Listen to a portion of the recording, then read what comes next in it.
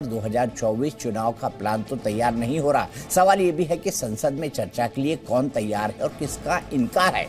ऐसे ही सवालों के जवाब जानने की कोशिश करेंगे, लेकिन पहले बता दें कि आज की बड़ी बहस क्यों हो रही है। आज बड़ी बहस इसलिए हो रही है क्योंकि विपक्ष को लगता है अडानी को मुद्दा बनाएंगे तो मोदी को घेर पाएंगे, क्योंकि अडानी मुद्दे पर संसद से सड़क तक विपक्ष सरकार पर हमलावर है, क्योंकि विपक्ष के आरोप है कि जनता की गाड़ी कमाई शेयर बाजार में डूब सकती है, क्योंकि LIC और SBI का इन्वेस्टमेंट होने की वजह से लोग अडानी मुद्दे को आम जनता से जोड़कर दिखाने की कोशिश कर रहे हैं। विपक्षी पार्टियां खासतौर पर हर एक पहलू पर गौर करेंगे और हर एक पहलू पर करेंगे सार्थक बहस। लेकिन उससे पहले अभी तक का अपडेट। इतनी पुरानी पार्टी है आपका इस तरीका का व्यवहार उचित नहीं है। नहीं चलेगी, नहीं चलेगी, नहीं चलेगी, नहीं चलेगी। अब देखना पूरी कोशिश होगी, और ये सरकार नहीं, मोदी जी पूरी कोशिश करेंगे कि पार्लियामेंट में अडानी जी का डिस्कशन ना हो जाए, और मैं चाहता हूं कि इस पे डिस्कशन हो और दूध का दूध पानी का पानी हो जाए। पार्लियामेंट के घंटे से घंटे तबाह कर दिए, लेकिन मेरे प्यारे भाइयों बहनों, झूठ कितना ही बड़ा क्यों न हो, कितनी ही बार बोला जाता हो, कितने ही बड़े लोगों से बोला जाता हो,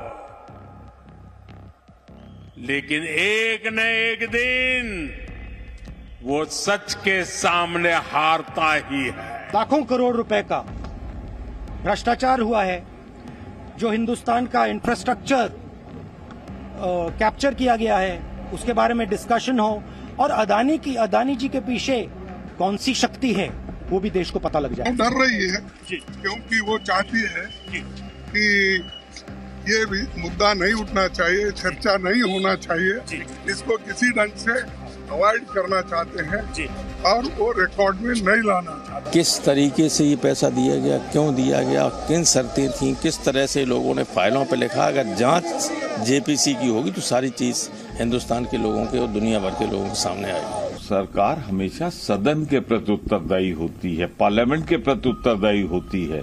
चर्चा कराएं, स्थितियां साफ कर दें, हमारी शंकाएं सुन लें, इसमें क्या गलत है। जब तक सरकार जवाब नहीं दे रही है इस मामले में, ज्वाइंट पार्लियामेंट्री कमेटी JPC की जो मांग है, वो मांग हमारी आगे जारी रहेगी। ये कोई कांग्रेस पार्टी के अकेले मुद्दा नहीं है, हिंदुस्तान के आम जनता के मुद्दा है। एक अंग्रेजी की कहावत है, friend in deed is friend in indeed. अब एक दोस्त बुरे वक्त में ही असली दोस्त होता है, तो कम से कम भारतीय जनता पार्टी को, सरकार को आगे आना चाहिए अपने दोस्त को बचाने के लिए। आज चाहे हिडनबर्ग पे मत जाइए, हिडनबर्ग के रिपोर्ट पे जाएंगे तो बहुत कुछ उसमें तथ्य नहीं है। इसलिए हिडनबर्ग क्या बोलता है, हिडनबर्ग को अमेरिका में ब्लैकलिस्ट किया गया है। हम किसी को सपोर्ट नहीं कर रहे हैं, लेकिन हिडनबर्ग की क्रेडिबिलिटी खुद ही खराब है। तो इसी पर बहस करेंगे। सबसे बड़ी बात प्रधानमंत्री ने कही है, और प्रधानमंत्री ने बात कर्नाटक में कही है, जहां वो HAL की सबसे बड़ी हेलीकॉप्टर, एशिया की सबसे बड़ी हेलीकॉप्टर फैक्ट्री को शुरू कर रहे हैं। ये वही HAL है जिसके साथ भेदभाव का आरोप लगाया था कि सरकारी कंपनी को राफेल के मेंटेनेंस का ठेका नहीं दिया गया और प्राइवेट कंपनी को दे दिया गया। 2019 के चुनाव में यह सबसे बड़ा मुद्दा कांग्रेस ने बनाने की कोशिश की थी। इसी पर प्रधानमंत्री ने कहा कि जो झूठ होता है वो सच के सामने हार ही जाता है। बड़ी सोची समझी बात थी प्रधानमंत्री ने जो कही थी। लेकिन सवाल ये है, क्या कांग्रेस अडानी को घेरकर और विपक्षी पार्टियां अडानी को घेरकर मोदी के खिलाफ एक नैरेटिव या विमर्श बना पाएंगी? क्या ये आरोप चस्पा कर पाएंगी कि हाँ, BJP और सहयोगियों की जो ये सरकार है, नरेंद्र मोदी सरकार, उस पर भ्रष्टाचार का आरोप क्या चस्पा कर पाएंगी? इसी पर बात करने के लिए मेरे साथ समाजवादी पार्टी से घनश्याम तिवारी जी जुड़ेंगे। जुड़ेंगे। स्पोक्स पर्सन है राजीव रंजन जी जेडीयू से मेरे साथ जुड़ेंगे, अश्विनी तनेजा जी मेरे साथ जुड़ चुके हैं, अतुल लोंढे जी जुड़ चुके हैं जो कि राष्ट्रीय प्रवक्ता है कांग्रेस पार्टी के, साथ ही साथ मेरे साथ AK वाजपेयी जी जुड़ चुके हैं जो कि एक राजनीतिक विश्लेषक हैं, लोक जनशक्ति पार्टी के प्रवक्ता हैं, और साथ ही साथ अश्विनी तनेजा जी जो मेरे साथ हैं फाइनेंस एक्सपर्ट के तौर पर यहाँ पर मौजूद हैं। और अश्विनी साहब अपनी दो टूक बात के लिए जाने जाते हैं। लेकिन अतुल लोंढे जी, सबसे बड़ी बात आज जो प्रधानमंत्री ने कही कि झूठ जो है फाइनली सच के सामने हार जाता है।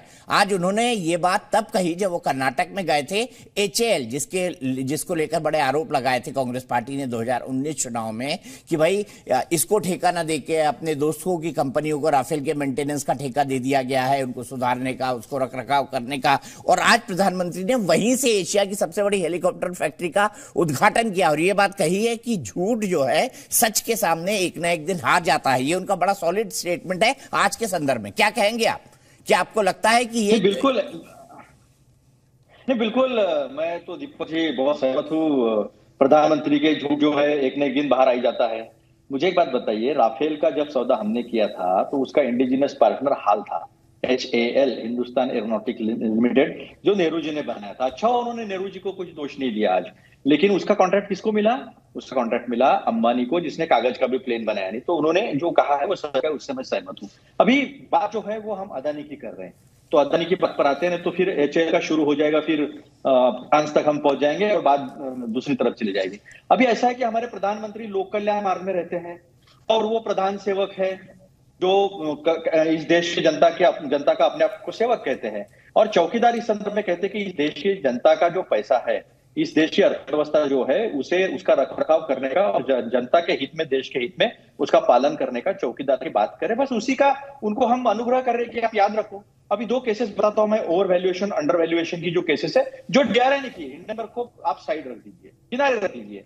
अभी LIC और SBI, यहां तो आम आदमी के पैसे है, जो ज्येष्ठ नागरिक है जिन्होंने अपना पैसा भविष्य के लिए पेंशन में लगा के रखा है, पेंशन मिलेगा, बच्चों के शादी के लिए, बच्चों के एजुकेशन के लिए हम प्लान करते हैं, वो LIC और SBI है। तो उसका तो पैसा, इसके अलावा मैं बताता हूँ ओवर वैल्यूएशन क्या है। इन्होंने जो फर्जी कंपनियां तैयार की है, जो कोयला खरीदी किया है, वो कोयला बाहर खरीदते हैं इनके भाई, वो हिंदुस्तान में आता है, ओवर वैल्यूड आता है। तो जब हम टैरिफ लेते हैं ना, इनसे पावर लेते हैं, ये पावर बनाते हैं, बिजली बनाते हैं, तो बिजली लेते हैं ना, तो बिजली लेने जो कोयला है वो महंगा होने की वजह से बिजली का दाम बढ़ता है, क्योंकि क्या है, capital cost, raw material cost plus profit, ऐसा सबका तीनों का मेल होकर हमें पता चलता है हमारा टैरिफ क्या होगा, हमारा बिजली का दर क्या होगा। तो ये भी एक चोट जो है ये पहुंचाई गई है। DRI ने इंक्वायरी की है इसकी, मैं नहीं कर रहा हूं। बाद में जो आयरन और कर्नाटक से उठा के बाहर भेजा है, वो 10 रुपए का जो है वो 8 रुपए का दिखाया है, यहाँ टैक्स चोरी हुई है, बाहर 10 रुपए में बेचा है, 2 रुपया फिर मॉरिशस गया है, वहां से शेल कंपनी में आया है। ये दोनों चीजें इन्वेस्टिगेट DRI ने किए, लेकिन ED जो है वो मुंह सेंगा नहीं उनका, उन्हें बात नहीं आई किसी चीज की, वो गलबैया कर रहे थे सरकार के साथ और विरोधक अरे जब आपके पास दस्तावेज है, DRI की रिपोर्ट है, तो लोंढे भाई आप सीधे कोर्ट में जा सकते हैं इस मुद्दे को लेकर, सीधे कोर्ट में जाके कार्रवाई करवा सकते हैं। सुनो दीपक भाई, ऐसा है, इसीलिए हम हमारे देश के जो चौकीदार है, प्रधान सेवक लोक कल्याण मार्ग में रहते हैं, उन्हें हम कह रहे हैं कि उत्तरदायित्व जो है पार्लियामेंट का होता है। पार्लियामेंट लोगों के प्रति उत्तरदायी है, लोगों के इच्छाओं का प्रतिबिंब पार्लियामेंट है, संसद है। संसद में पैर छू के अंदर आए थे, संसद का पावर कम हो गया, दूसरी बार चुनकर आए, संविधान के पैर छुए, संविधान का पावर कम हो गया। जेपी से लगाओ ना, जेपीसी सबको बुला सकती है, ठीक है, जेपीसी सबको। अश्विनी तनेजा जी के पास चलते हैं। अश्विनी तनेजा जी, पहले ओवर वैल्यू के बाद जो इन्वेस्टमेंट कॉस्ट है उसको बढ़ाना, फिर बढ़ी हुई दरों पर बिजली बेचना। उनका कहना है कि ये DRI सब कुछ कर चुका है, केस भी फाइल किया है, ED हाथ नहीं लगा रहा है, ED हाथ नहीं लगा रहा है। क्या इस तरह की चीजें ब्लाइंडली कोई कंपनी कर सकती है? मैं ज्यादा बिजनेस समझता नहीं हूं, आप समझाइए जो बात अतुल भाई कह रहे हैं।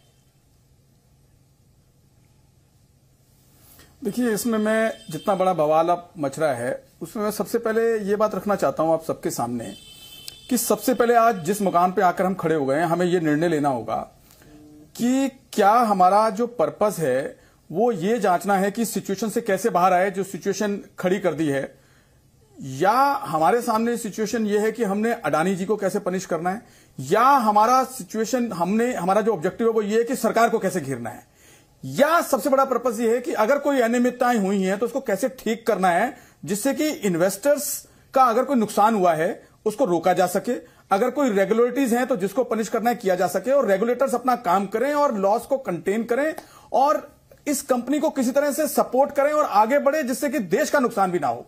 तो ऑब्जेक्टिव क्या है सबसे पहले? ठीक है, अभी पूछ लेते हैं सीधे अतुल जी के पास चलते हैं। अतुल जी बताइए, हमारे जो एक्सपर्ट है, फाइनेंशियल एक्सपर्ट, वो ये पूछ रहे हैं मोटिव क्या है आपका? क्या आप अडानी को सजा दिलवाना चाहते हैं? क्या आप इसका कोई नैरेटिव खड़ा करना चाहते हैं ताकि भ्रष्टाचार का आरोप इस सरकार पे चस्पा हो? ये तो विपक्ष की कोशिश होती है कि सरकार को घेरा जाए, मैं एग्री करता हूं, लेकिन मोटिव क्या है? या आप इन्वेस्टरों को राहत दिलाना चाहते हैं या जो फाइनेंशियल इरेगुलरिटी हुई उसकी जांच कराना चाहते हैं? बताइए मोटिव क्या है इस पूरी बात का? शांति से सुन लीजिएगा, 1-2 मिनट दीजिएगा मुझे। अब थोड़ा संक्षेप में रखें, मैं सबको पूरा वक्त देता हूं। हाँ, संक्षेप में अदानी के ऊपर अगर कोई आरोप होता है तो देश के ऊपर आरोप है, देश के ऊपर हमला है, तो आज योगी जी ने देश पे हमला किया है।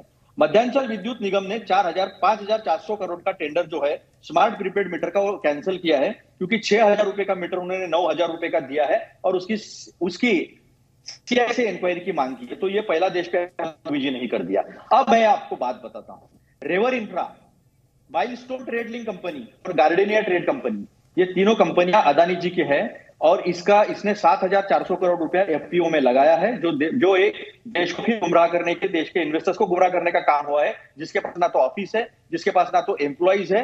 ये पैसा इन्हीं का है जो शेल कंपनियों के तरफ से ब्लैक मनी जो है वो अंदर आया है। अब एक बात बताता हूं मैं, डीआरआई ने 2016-17 में इंक्वायरी की थी। क्या है ये बताइए ना अतुल जी। मैं मोटिव बता रहा हूं। मैं एक राइडर लगा देना चाहता हूं अतुल भाई, आप जो भी आरोप लगा रहे हैं ये आप कांग्रेस के प्रवक्ता के तौर पर लगा रहे हैं, आधिकारिक कैपेसिटी में नहीं।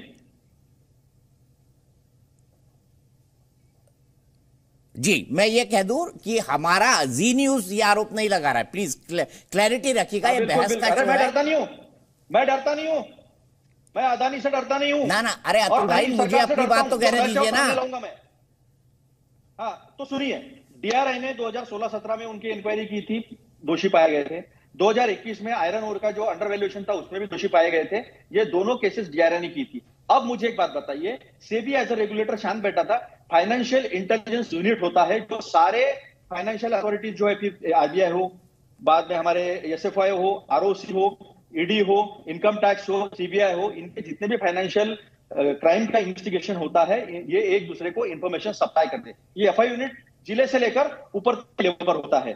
तो क्या इंक्वायरी हुई थी?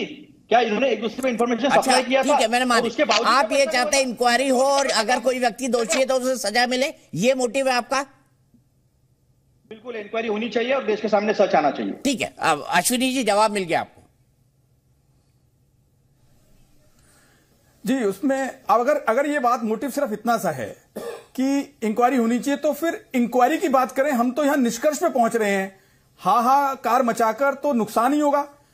आपको सबसे पहले एक रेगुलेटर को अपॉइंट करना चाहिए। आपको पहले यह सोचना चाहिए कि अगर कंपनी की अनियमितताएं पकड़नी, मैं नहीं पहुंचा हूं निष्कर्ष पे अनियमितताएं पकड़नी है, आप बोलिए कि साहब एक हिंदुस्तान की डायरेक्टर, आप अपने इंडिपेंडेंट डायरेक्टर, अतुल जी बोलने नहीं देंगे। नहीं बोलिए अश्विनी जी, जल्दी कंक्लूड करिए। थोड़ी देर में मेरे साथ डॉक्टर विवेक बिंद्रा जी जुड़ रहे हैं, उनको ऑडियो थ्रू होगा, उनके पास जाऊंगा। अश्विनी जी कंप्लीट करिए। यस, एक बहुत अच्छा तरीका हो सकता है कि हम जो प्राइमरी एजेंसी है सबसे पहले सेबी को काम करने दें। अगर हमें और ज्यादा जांच करानी है तो एक गवर्नमेंट डायरेक्टर्स को नॉमिनेट करें, इंडिपेंडेंट डायरेक्टर्स को नॉमिनेट करें। वो डायरेक्टर्स इस कंपनी के पूरे क्रियाकलापों को जांचें, उनके बिजनेस अफेयर्स को देखें, सारी जितनी भी इरेगुलरिटीज की एलिगेशंस है उसको चेक करें और दूध का दूध, सच पानी का पानी करें। और जो भी आपके सामने सारी रिपोर्ट्स आ रही है वो सामने रखे कि ये ठीक है, ये गलत है। मतलब मैं इस तरह से कहना चाहूंगा बात को कि अगर मान लो आपको लग रहा है कि कैप्टन ने कुछ गलती की है, शिप के कैप्टन ने, तो आप उसको शिप को डुबोना चाहेंगे या खाली कैप्टन को कंटेन करना चाहोगे, उसको पनिश करना चाहोगे? ये तो जानना जरूरी है ना। मैं यहीं से आगे बढ़ूंगा। घनश्याम तिवारी, आप बताइए, एज एन अपोजिशन पार्टी आपका कर्तव्य बनता है कि आप सरकार को घेरें, लेकिन अगर इससे ओवरऑल नुकसान हो रहा है जैसे हमारे एक्सपर्ट बता रहे हैं, तो आपका पूरा मोटिव सदन को न चलने देने का, जांच की मांग करने का क्या है?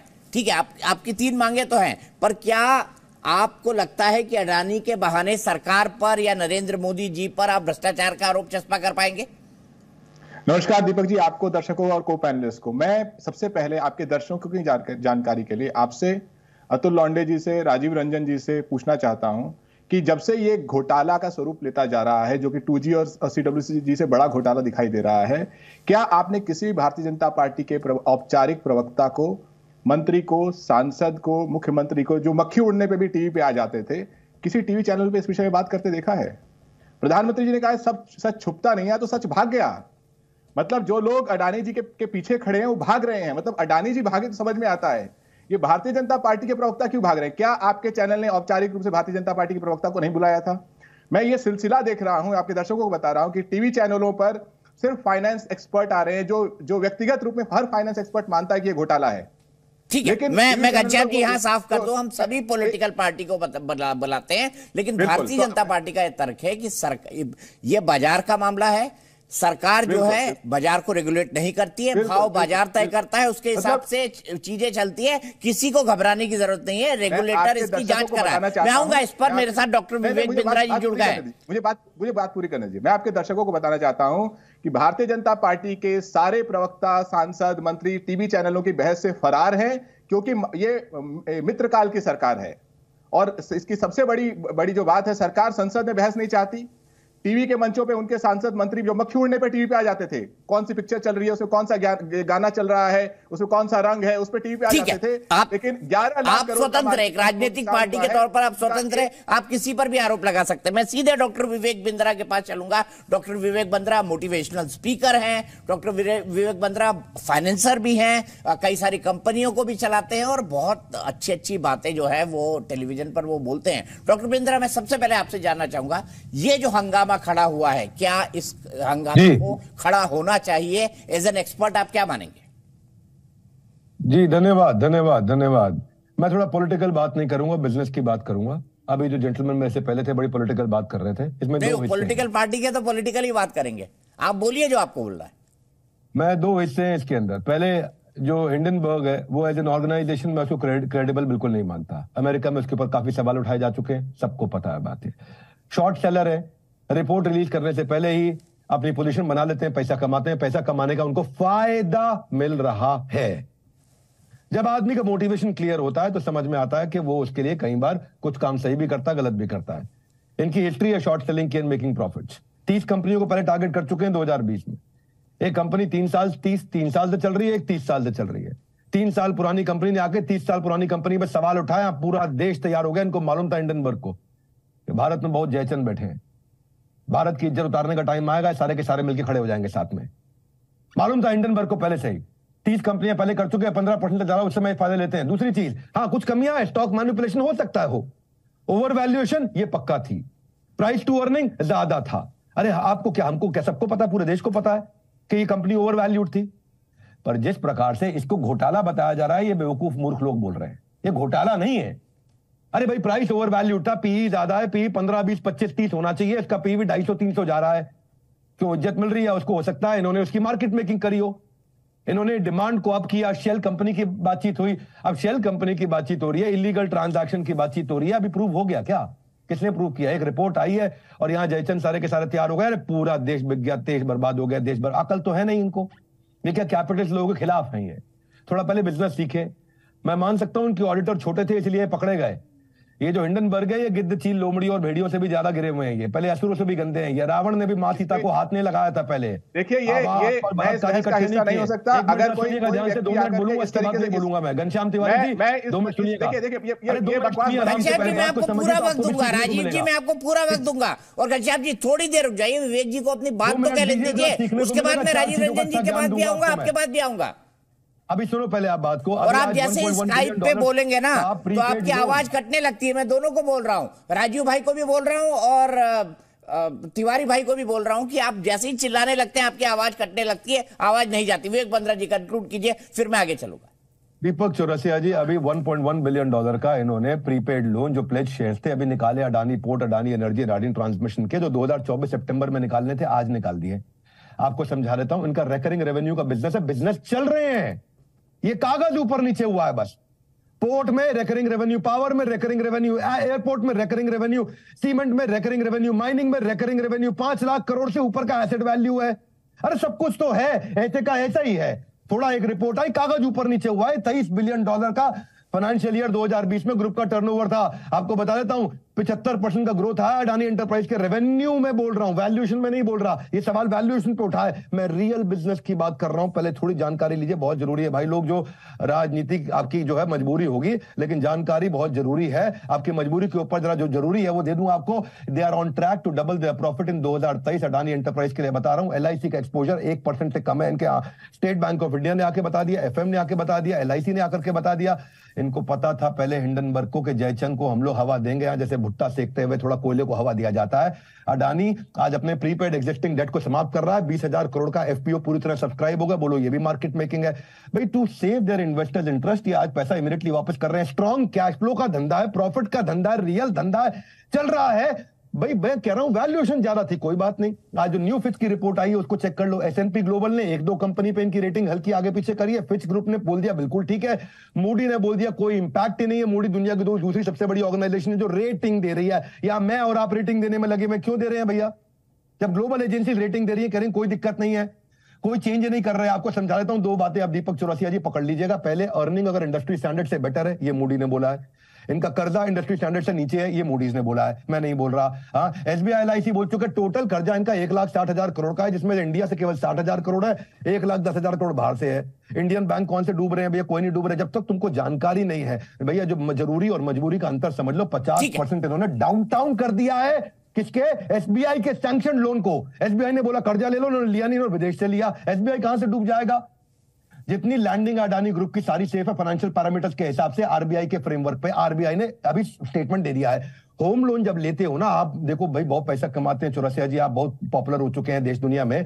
चौरसिया जी अच्छी तनख्वाह आपको देते होंगे जी ग्रुप वाले, जब आप कर्जा लोगे। एक बात समझ लीजिएगा, 1.5 करोड़ का मकान लेना तो आपको 1.1 करोड़ यानी 1 करोड़ 10 लाख का कर्जा मिल सकता है 1.5 करोड़ के आपके अपने मकान पे। अडानी उससे काफी नीचे चल रहा है। सब कुछ तो सेफ है, अरे धंधा सेफ है, कागज की वैल्यूएशन ऊपर नीचे हुई है। और क्या हुआ है? कैश फ्लो चल रहे हैं। 4 रुपए के अडानी के एसेट पे 3 रुपए का लोन है, इसका मतलब पूरी तरह सेफ है। ये रेशियोज को आज बहुत अच्छी रेशियो जो चल रही है इस समय, इनको पहले समझना ये वेस्ट का एजेंडा है। बंदूक बेशक अडानी के कंधे पर साधी है, लेकिन ग्रोथ का असली निशाना बढ़ते बदलते देश की बुनियाद को कमजोर बनाने का प्रयास कर रहे हैं। आज ऑस्ट्रेलिया में अडानी ग्रुप जा चुका। अडानी ने इस समय चाइना को बहुत बुरी तरीके से उसमें छेद किया। कैसे?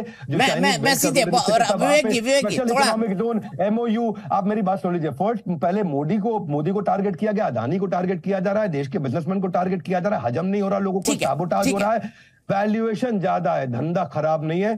धन्यवाद। ठीक है, सीधे राजीव रंजन जी के पास चलता हूं। राजीव रंजन जी, उनको कहना है वैल्यूएशन ज्यादा है, ये तो बाजार तय करता है। दूसरा वो कह रहे हैं जितना कर्जा उनके पास है उससे ज्यादा का उनका कैश फ्लो भी है, और उससे ज्यादा जो बाजार के स्टैंडर्ड है उसके हिसाब से विवेक बंद्रा जी ने समझाने की कोशिश की कि कैसे ये मामला जितना बड़ा बनाया जा रहा है उतना बड़ा है नहीं।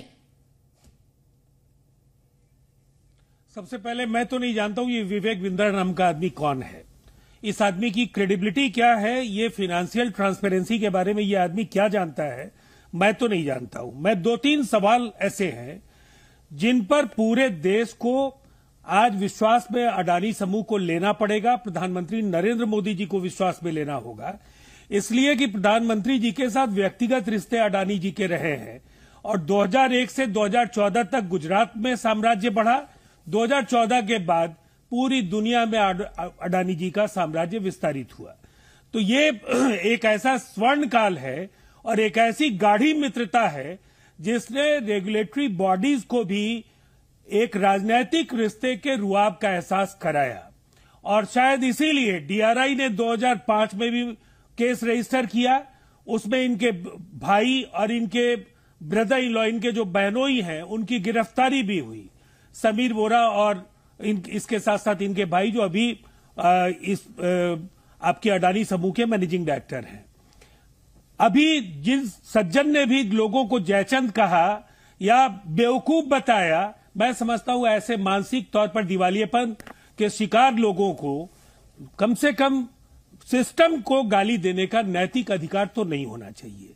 इनकी क्या व्यवस्था है मैं नहीं जानता हूं, लेकिन देश के लिए आज 10 लाख करोड़ रुपए अगर स्वाहा हुए हैं और इनके लिए इसका कोई मतलब नहीं है, जिसमें इन्वेस्टर्स के अगर 5,000 रुपए किसी ने गाड़ी कमाई के लगाया, वो घट करके अगर उसका वैल्यू 2,500 रुपए हो गया, अगर उसकी चिंता इन्हें नहीं है, जिन्होंने जीवन की गाड़ी कमाई LIC में लगा दी, जिन्होंने स्टेट बैंक में पैसे जमा किए, वैसे करोड़ों जो छोटे छोटे निवेशक हैं, उन निवेशकों की चिंता अगर ऐसे लोगों को नहीं है तो मैं समझता हूं फिर बहुत जिम्मेदारी के साथ। राजीव जी, मैं ये बता दूं, डॉक्टर विवेक बंद्रा, चूंकि मैंने उनको गेस्ट के तौर पर बुलाया है, मैं एक इंपॉर्टेंट बात आपको बता रहा हूं। 10 सेकंड। नहीं, मैं नहीं जानता हूं, मैं जानना भी नहीं चाहता हूं। ना जान लीजिए ना सर। जिसने हमें जयचंद कहा, जिसने सिस्टम के सभी पॉलिटिकल पार्टीज को एक्सेप्ट बीजेपी जयचंद कहा हो, उस आदमी को लेकर मेरे मन में लेस मात्र भी सम्मान नहीं है। अगर उस देश के किसी भी क्षेत्र में कोई विशेष प्रतिभा इनकी रही होगी, आज इन्होंने पूरे देश के सामने अपनी मिट्टी पलीद करा ली है। ठीक है, चलिए डॉक्टर विवेक बिंद्रा क्या कहेंगे? क्या आपने शब्दों का चयन सोच समझ कर किया था? राजीव भाई, मैंने पूरा मौका दिया, उनको जवाब दे लेने दीजिए। नहीं, मेरे को राजीव रंजन जी को जवाब देने में कोई इंटरेस्ट नहीं है। इनको थोड़ा जानकारी का अभाव है। LIC का एक्सपोजर 1% से कम है उनके टोटल इन्वेस्टमेंट के मुकाबले। ये जैसे LIC की बात कर रहे हैं। दूसरा चीज देखिए, वो इनकी मजबूरी भी है कि मेरे को बुरा भला बोलेंगे, क्योंकि मैंने तो देखो बिजनेस की बात करता हूं, मैं बिजनेसमैन के साथ हूं, एंटरप्रेन्योर्स के लिए काम करता हूं। मैं ये बता देता हूं, पता नहीं इनको मजबूरी क्या है ये कौन जानता है? नहीं, आपकी मजबूरी क्या है? किसके पेरोल पर है कौन जानता है? देश के सबसे बड़े इन्वेस्टर्स में से एक है। नहीं भैया, देखो ऐसा है, मेरा कोई पैसा अडानी में नहीं लगा। मैं क्या जानता हूं? पार्टी से कोई मेरा मतलब नहीं, पॉलिटिकल पार्टी से मेरा मतलब नहीं। मैं आपके साथ डिबेट करने में इंटरेस्टेड नहीं। मैं आपको बता देता हूं, मैं यहाँ पे आया हूं ये बताने के लिए, समस्या क्या थी वो बता दी। ओवर वैल्यूड थी कंपनी, आज वैल्यूएशन उसकी नीचे हुई है, ये आपको बता दिया। इसमें ये इनका काम बीजेपी के साथ भी होता है, कांग्रेस के साथ भी होता है, इनका साउथ सदर्न पार्टीज के साथ भी होता है, इनका सब पार्टियों के साथ काम करते हैं बिजनेसमैन। तो भाई मेरा कोई बीजेपी, कांग्रेस और आपकी पार्टी, जो भी आपकी पार्टी है, जेंटलमैन आप जो आए हैं, आपका स्वागत है। मैं ना आपकी बुराई करने में इंटरेस्टेड नहीं हूं। मैं ये बता दूं, जयचंद कहा, उस पर स्पष्टीकरण दे दीजिए। आपको क्यों लगता है जयचंद कहा, जयचंद का अर्थ समझते हैं आप? आपको ऐतिहासिक चरित्रों का कुछ, अगर आपकी गलती है तो ऐतिहासिक चरित्रों का कोई ज्ञान है? अगर आप मोटिवेशनल स्पीकर हैं तो क्या आपको गाली देने का संवैधानिक अधिकार है?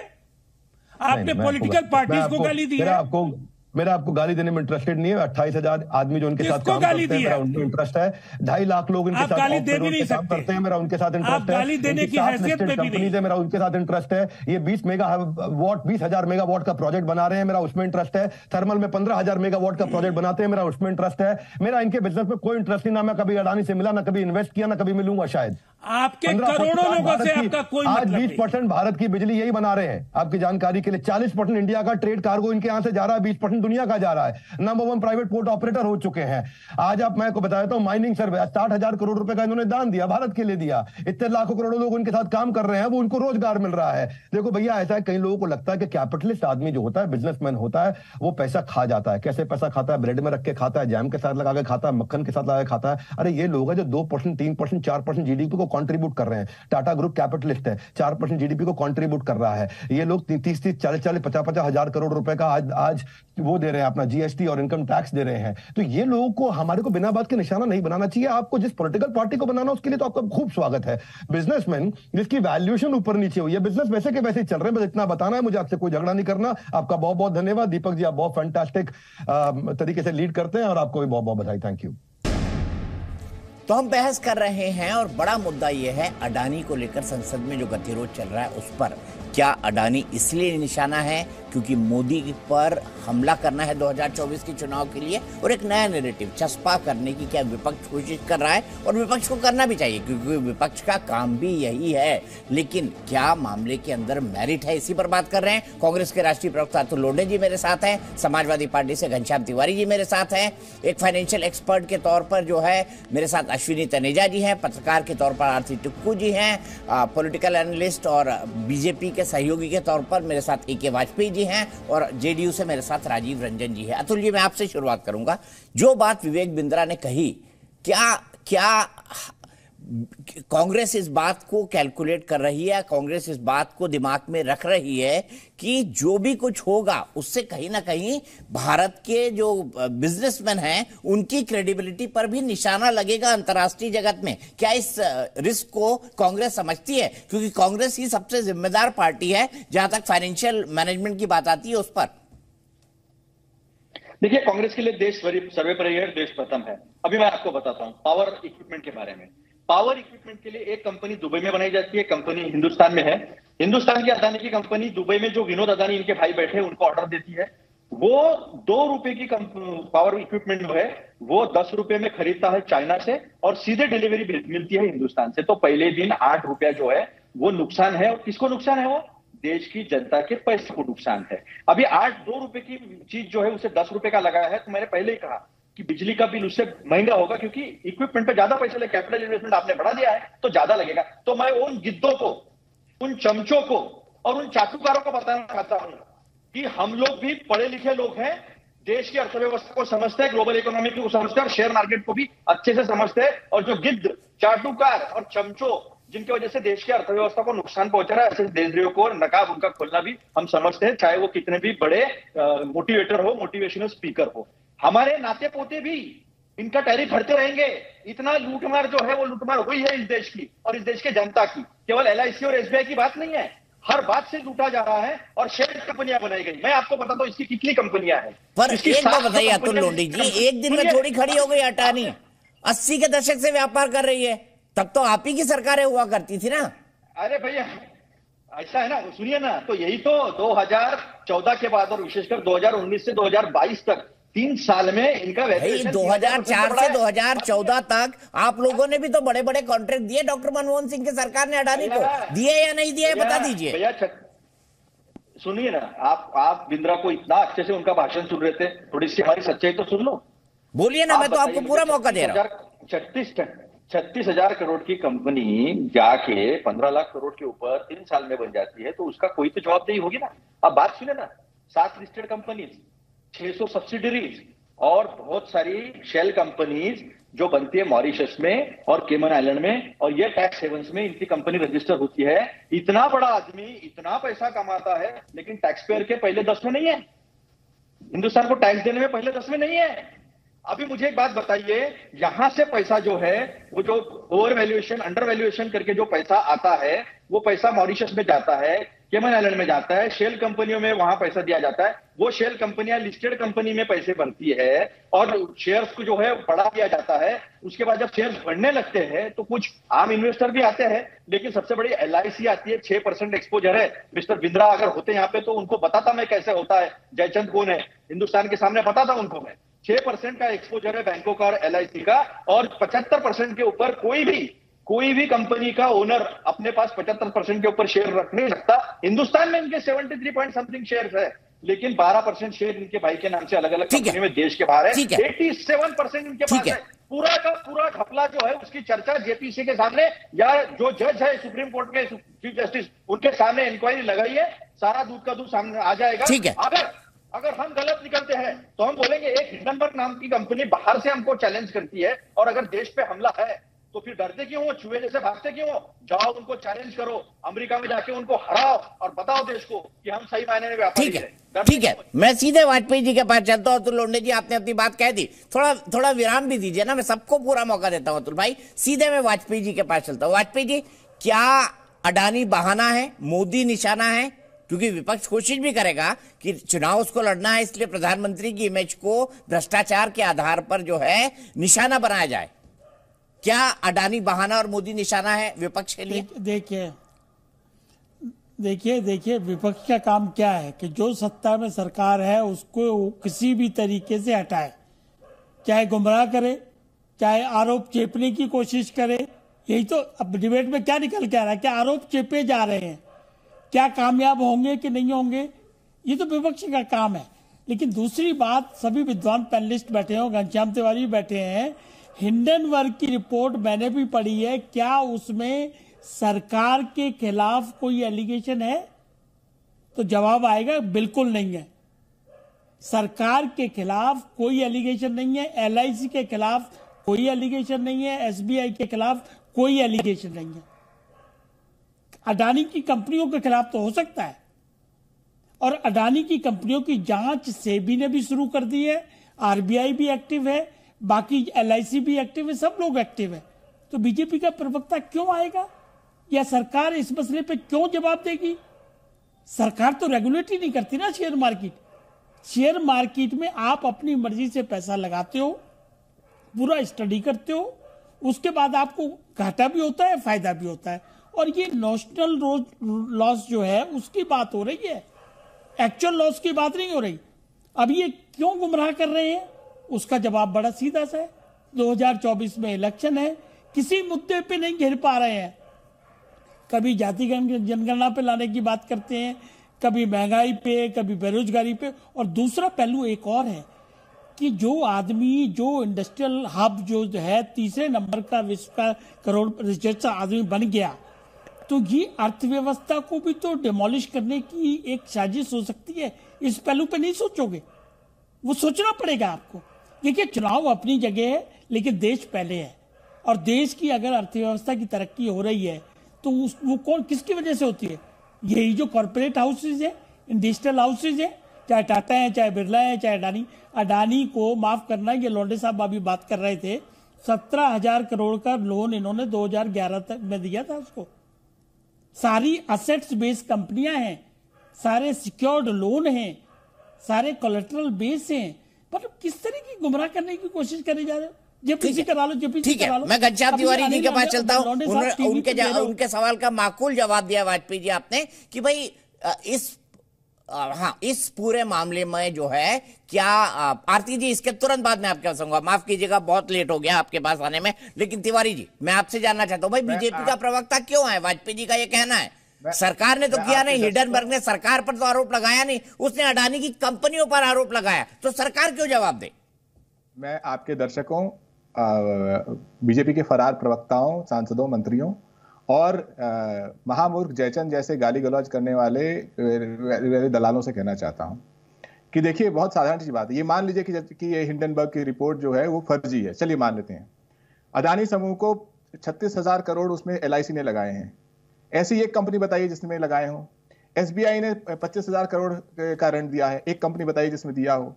तो चलिए, इन लोगों ने अच्छे से टटोल करके, हो सकता है कि उन्होंने प्रधानमंत्री जी के साथ अडानी जी की इतनी सारी तस्वीरें हैं जो बिंद्रा जी की नहीं होंगी, भारतीय जनता पार्टी के मंत्रियों की नहीं होंगी, वो सब नहीं देखा होगा, अपनी सोच समझ के दिया होगा। और उसके बाद अडानी जी का शेयर बढ़ने लगता है। ऐसा बढ़ता है कि पिछले साल 2021 में जवाहर सरकार जी ने संसद में कहा था कि एक व्यक्ति जब प्रधानमंत्री ओथ लेने आते हैं 2014 में, उनके साथ आता है, आपने पुरानी बातों का जिक्र किया, उस समय उसकी संपत्ति होती है 47,000 करोड़। ऐसा उसका शेयर बढ़ता है कि उसकी संपत्ति जनवरी 2023 में हो जाती है तकरीबन 10 से 11 लाख करोड़। 47,000 करोड़ से 10 से 11 लाख करोड़। चलिए, उसमें मोदी जी का कोई योगदान नहीं है। फिर एक हिंडनबर्ग की रिपोर्ट आती है, मान लीजिए वो फर्जी है, लेकिन ये मार्केट जिसमें एक से एक एक्सपर्ट हैं, कुछ फर्जी लोग भी हैं जो टीवी पे आते हैं, कुछ ऐसे हैं जो रियल एक्सपर्ट हैं, मार्केट उस रिपोर्ट को मानता है। उसके नतीजे से 11 लाख करोड़ का नुकसान मार्केट में निवेशकों को होता है। अडानी समूह को 8 लाख करोड़ का नुकसान होता है। सरकार की तरफ से एक शब्द नहीं आता। भारतीय जनता पार्टी के प्रवक्ता टीवी से भाग जाते हैं। और सरकार से जब पूछा जाता है कि ये जो सवाल पूछे गए हैं उसमें आपने कभी जांच की, सरकार को उस जांच के बारे में कोई रिपोर्ट नहीं डालती। सरकार ये भी नहीं बताती कि LIC ये बिल्कुल क्लियर है घनश्याम तिवारी जी कि सेबी और RBI कर रहे हैं ये काम। अरे भाई, 11 लाख करोड़ निवेशों का नुकसान हो गया, अब क्या करेंगे? जब मार्केट में और संपूर्ण नुकसान हो जाएगा तब करेंगे। कब करेंगे? आप घर जल गया, आप ये कह रहे हैं कि सेबी और RBI जांच कर रहे हैं। आपको तो घर जलने से बचाना था ना। ठीक है, मैं आरती जी के पास चलूंगा, बहुत लेट जा रहा हूं उनके पास। तिवारी जी रुकिए, पॉज दीजिए। अडानी मुद्दे पर इस वक्त एक ब्रेकिंग खबर आ रही है। ब्रेकिंग खबर क्या है? अडानी मुद्दे पर कांग्रेस नेता जयराम रमेश का सरकार पर हमला है। ये घोटाले को छिपाने की कोशिश है। कल भी संसद चलेगी या नहीं पता नहीं। अडानी मामले पर प्रधानमंत्री बयान दे। अडानी मुद्दे पर कल एक बार फिर से सदन के बैठने से पहले विपक्ष की बैठक होगी, ये कह रहा है जयराम रमेश का, जो कि कांग्रेस पार्टी के बड़े नेता हैं और मीडिया से जुड़े सब कामकाज देखते हैं, पार्टी के बिहाफ पर स्टेटमेंट भी जारी करते हैं। सुनिए क्या कहा जयराम रमेश। सरकार इस पर हमें कुछ कहने के लिए भी हमें मौका नहीं दे रही है और 3 दिन से पार्लियामेंट नहीं चल पाया है। कल क्या होगा मैं नहीं कह सकता हूं। कल 10 बजे सारी विपक्ष की पार्टियां मिल रहे हैं LOP नेता प्रतिपक्ष के ऑफिस में, मल्लिकार्जुन खड़गे जी के ऑफिस में, तब तय होगा। तो प्रधानमंत्री को कुछ कहना चाहिए और हम चाहते हैं कि इस पर निष्पक्ष JPC की जांच हो। जिस तरीके से LIC और SBI का दुरुपयोग किया गया है, किस तरीके से करोड़ों भारतवासियों की जो सेविंग्स है वो इतने करोड़ों रुपया इस घोटाले में लोगों ने खोया है। और मैं समझता हूँ ये बहुत गंभीर मामला है। किसी एक कंपनी से जुड़ा हुआ नहीं है, ये अडानी कंपनी के वजह से कई और कंपनियों पर भी असर हो रहा है। सीधे आरती जी के पास चलते हैं। आरती जी बताइए, ये पूरा विवाद एक पत्रकार के तौर पर आपको क्या लगता है? एक नया नैरेटिव प्रधानमंत्री मोदी के खिलाफ, जैसे 2019 के ठीक पहले राफेल बना, वैसे क्या अडानी एक बड़ा नैरेटिव फिर से बनाने की कोशिश विपक्ष की? देखिए दीपक जी, निशाने पे तो भारत देश है। कोई ये समझे कि हमारे जितने भी दुश्मन देश है और हमारे कई सारे दुश्मन देश है कि उनका कोई हाथ नहीं होगा इंडिया की फाइनेंशियल मार्केट्स में, उनकी डिस्टेबलाइजेशन में, या हमारी इकोनॉमी जो 6.1 की या 6.8 की प्रोजेक्शन दी है आईएमएफ ने, उसको देख के कोई चिंतित नहीं होगा। तो ये तो बिल्कुल मैं कहूंगी बहुत ही असाधारण सी बात होगी अगर आपको या हमको या आम जनता को ये समझ ना आए कि हमारा देश निशाने पे है।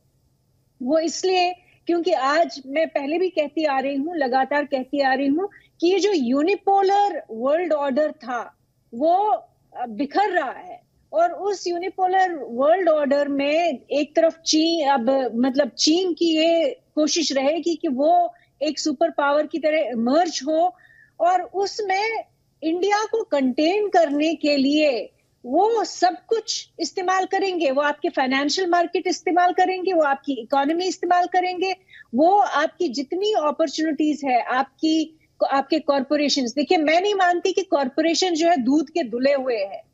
वो अदानी ग्रुप हो, कोई ग्रुप हो, कोई भी ग्रुप हो, उनकी अगर कोई इरेगुलरिटी है या ओवर वैल्यूएशन जो कि सब मानते हैं, तो उसमें बिल्कुल बेशक जांच हो। आरबीआई जो हमारी रेगुलेटरी बॉडीज है, सेबी है, वो देखे कि क्या हुआ। लेकिन साथ ही साथ में मुझे ये बहुत दुख लगता है कि हमारे देश के लोग ये नहीं समझ पा रहे हैं कि हमारे दुश्मन जो है वो बिल्कुल कोशिश करेंगे कि हमारी ओवरऑल हमारी वेल्थ हो या हमारी फाइनेंशियल हेल्थ हो, वो दोनों को नुकसान पहुंचाएंगे। और हिंडनबर्ग की क्रेडिबिलिटी क्या है कि हम लोग आज भी जो एक शॉर्ट सेलर की रिपोर्ट को इतना मान गए लोग कि उसको इतना सच मान गए, बिब्लिकल ट्रूथ जिसको कहते हैं, कि उन लोगों ने अपनी ही कंट्री में, अपनी ही कॉरपोरेशन में, अपने ही इन्वेस्टर्स पे उन पे सवाल खड़े किए।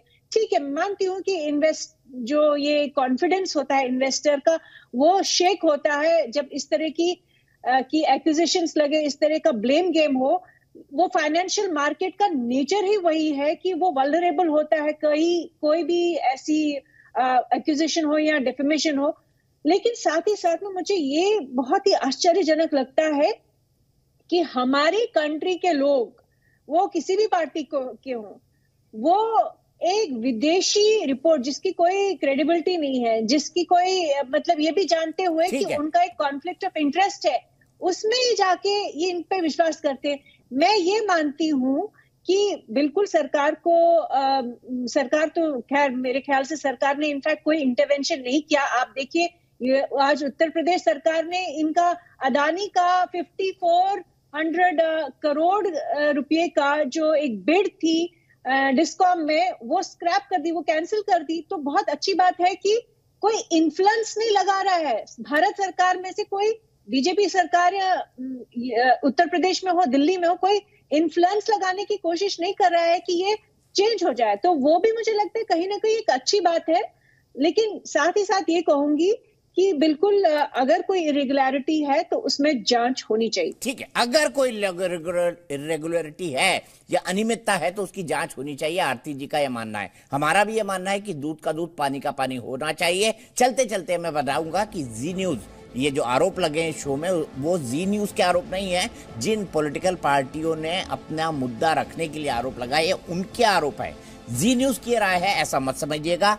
मैं यहीं पर रुकूंगा, लेकिन चलते चलते ये जरूर कहूंगा, सोचिएगा जरूर, क्या अडानी से जुड़ा ये मुद्दा सिर्फ लोगों की गाड़ी कमाई के डूब जाने को लेकर उपजी चिंता तक ही सीमित है, या फिर विपक्ष का मकसद अब इस मुद्दे के बहाने मोदी सरकार को घेरना है और 2024 के लिए एक नया नैरेटिव बनाना?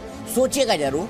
लेकिन इतने आरोप लगे हैं तो ये भी बात तय है कि इस आरोपों के बारे में सच्चाई जनता के सामने आनी चाहिए ताकि वो अपना निर्णय कर सके।